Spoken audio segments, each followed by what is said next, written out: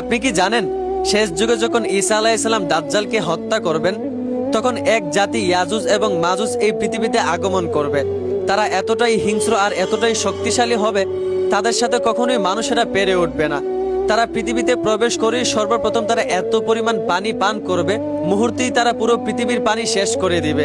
আল্লাহ তাআলা কুরআনের সূরা আল কাহাফের মধ্যে বর্ণনা করেন, বাদশাহ জুলকারনাইনের যুগে এক দুর্বল জাতি উনার কাছে এসে অভিযোগ করতে লাগে, পাহাড়ের ওপারে এক জাতি থাকে ইয়াজুজ এবং মাজুজ। তারা যখন পাহাড়ের এপারে আসে তখন আমাদের ক্ষতি করে আমাদের ঘরবাড়ি ভেঙে দেয়, এবং তারা এতটাই শক্তিশালী আর এতটাই হিংস্র, তাদের সাথে আমরা কোনোভাবেই পেরে উঠি না। আপনি তো অনেক শক্তিশালী, আপনি তো অনেক ক্ষমতাবান, আপনি কি এই ইয়াজুজ এবং মাজুজের হাত থেকে আমাদেরকে বাঁচাতে পারবেন? এবং পরবর্তীতে এই ইয়াজুজ এবং মাজুজ মানুষের অনেক ক্ষতি করতে পারে। বাদশাহ জুলকারনাইন তখন তাদের মুখ থেকে এই কথাগুলো শুনে উনি ইয়াজুজ এবং মাজুজের হাত থেকে মানুষকে বাঁচানোর জন্য তিনি দুই পাহাড়ের মাঝখানে লোহা এবং গলিত তামা দিয়ে অত্যন্ত শক্তিশালী একটি দেওয়াল নির্মাণ করেন, যেই দেওয়াল কখনোই হাতুড়ি দিয়ে ভাঙা সম্ভব না, এমনকি যেই দেওয়াল কখনোই টপকানো সম্ভব না। কিন্তু হাদিসে স্পষ্টভাবে এসেছে, ইয়াজুজ এবং মাজুজ যখন এই দেওয়ালটা দেখবে তারা বসে থাকবে না, বরঞ্চ তারা সকাল থেকে সন্ধ্যা পর্যন্ত ওই দেওয়ালটা ভাঙার চেষ্টা করবে।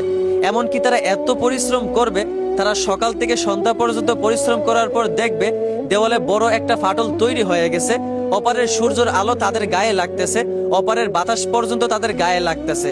তারপর তাদের একজন সর্দার এসে বলবে, বেশ, আজকের মতো কাজ বাদ দিয়ে দাও, আগামীকালকে আমরা এই দেওয়ালটা পুরোপুরি ভেঙে ফেলবো, তারপর আমরা পৃথিবীতে প্রবেশ করব। কিন্তু তারা যখন পরের দিন সকালে আবার আসতো দেওয়ালটা ভাঙার জন্য, তারা দেখতো দেওয়ালটা আবার আগের মতো নতুন হয়ে গেছে। তারা যেইটুকু ভেঙেছিল, যেইটুকু ফাটল দড়িয়েছিল, সেইটুকু ফাটল মিটে গেছে, আবার নতুন হয়ে গেছে। তারা আবারও সকাল থেকে সন্ধ্যা পর্যন্ত পরিশ্রম করবে, দেওয়ালটা ভাঙার চেষ্টা করবে। আবারও তারা সন্ধ্যা পর্যন্ত পরিশ্রম করার পর দেওয়ালে বড় একটি ফাটল তৈরি হবে, অপারের সূর্যের আলো এপারে আসবে। তাদের সর্দার আবারও বলবে, বেশ, আজকের মতো কাজ বাদ দিয়ে দাও, আগামীকালকে আমরা দেওয়ালটা পুরোপুরি ভেঙে তারপর পৃথিবীতে প্রবেশ করব। কিন্তু তারা যখন আগামীকাল আবারও সকালে আসবে, আবারও এসে দেখবে দেওয়ালটা আগের মতো নতুন হয়ে গেছে, তাদের পরিশ্রম বৃথা গেছে। বলা হয় প্রতিদিন সকালে এসে দেওয়ালটা নতুনভাবে দেখার কারণ, তারা প্রতিদিন কাজ শেষ করে যাওয়ার পর পরের দিন দেওয়ালটা ভেঙে ফেলবে, এই কথা বলার আগে ইনশাআল্লাহ না বলার কারণে আল্লাহ এই দেওয়ালটা আবারও নতুন করে তৈরি করে দিতেন। হাদিসে এসেছে ইয়াজুজ এবং মাজুজ কিয়ামতের আগ পর্যন্ত ওই দেওয়ালটা ভাঙার চেষ্টাই করবে এবং সকাল থেকে সন্ধ্যা পর্যন্ত ভাঙবে, পরের দিন সকালে আবার এসে দেখবে সেই দেওয়ালটা নতুন হয়ে গেছে। শেষ যুগে যখন ঈসা আলাইহিস সালাম দাজ্জালকে হত্যা করবেন, ঠিক তখনই ইয়াজুজ এবং মাজুজ সকাল থেকে সন্ধ্যা পর্যন্ত পরিশ্রম করার পর দেওয়ালটায় অনেক বড় ফাটল তৈরি হবে।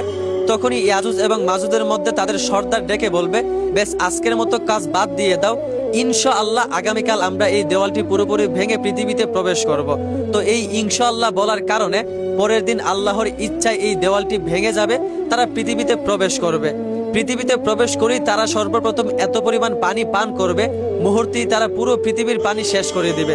তারপর তারা পৃথিবীর মানুষের বাড়িঘর ভেঙে দিবে, মানুষকে হত্যা করতে শুরু করবে। তারপর মানুষ এদের হাতে নির্যাতন হয়ে ঈসা আলাইহিস সালামের কাছে তারা অভিযোগ করবে। তারপর ঈসা আলাইহিস সালাম এবং মুমিন বান্দারা মিলে আল্লাহর কাছে দোয়া করবেন এই ইয়াজুজ এবং মাজুজের হাত থেকে তাদেরকে বাঁচানোর জন্য। আল্লাহ ঈসা আলাইহিস সালামের দোয়া কবুল করবেন। তারপর আল্লাহ পৃথিবীতে ইয়াজুজ এবং মাজুজের গাড়ে এমন একটি পোকা সৃষ্টি করবেন, যার ফলে ইয়াজুজ এবং মাজুজ এই পুরো জাতিটাই নিমিষেই ধ্বংস হয়ে যাবে। তারপর তাদের লাশ পুরো পৃথিবীতে ছড়িয়ে ছিটিয়ে পড়ে থাকতে দেখা যাবে। তারপর আল্লাহ এক বিশাল বৃষ্টি দিবেন, সেই বৃষ্টিতেই ইয়াজুজ এবং মাজুজ দুয়ে মিশে একদম উদাও হয়ে যাবে। আল্লাহ আবারও পৃথিবীটাকে শান্ত করে দিবেন, আবারও পৃথিবীতে শান্তি ফিরে আসবে। এখন প্রশ্ন আসতে পারে, এই ইয়াজুজ এবং মাজুজ বর্তমানে কোথায় আছে?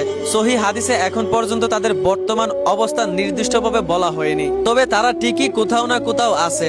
অবশ্যই একদিন তারা এই পৃথিবীতে প্রবেশ করবে, আর যা যা এই হাদিসে এসেছে অবশ্যই তা ঘটবে।